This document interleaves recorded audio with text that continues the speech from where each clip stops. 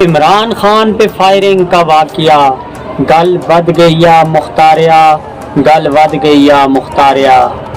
بابر اعوان کا کہنا ہے عمران خان کو AK-47 کی گولیاں لگیں۔ پاکستان تحریک انصاف کے رہنما اور عمران خان کے قانونی مشیر بابر اعوان نے دعویٰ کیا ہے کہ عمران خان کو AK-47 کی گولی لگی، حالانکہ چند دن پہلے ہی سپریم کورٹ نے Imran Khan long march case میں کہا تھا کہ اب جھوٹ نہیں چلے گا، عدالت کو سچ بتانا ہوگا۔ عمران خان کے وکیل بابر اعوان نے عدالت میں کہا کہ PTI رہنماؤں پر الزامات لگائے گئے کہ سڑک بند کی، حکومت کے خلاف نعرے لگائے۔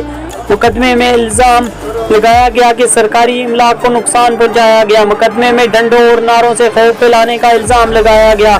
کون سی سرکاری گاڑی کو نقصان پہنچا؟ بابر اعوان کا کہنا تھا عمران خان کو 2 گولیاں لگیں۔ عمران خان کو AK-47 کی گولی لگی، جبکہ 9mm کی گولی شہید معظم کو لگی۔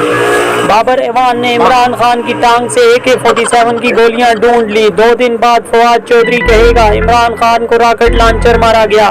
اس کے 2 دن بعد زرتاج گل کہے گی کہ عمران خان کو توپ کا گولہ مارا گیا ہے، جس سے عمران خان کی کمر پر سوراخ ہو گیا، جو میں نے خود دیکھا ہے۔ اس کے بعد مراد سعید نے کہنا ہے عمران خان کو کروز میزائل مارا گیا، جو بندے کو ڈھونڈ کر لگتا ہے۔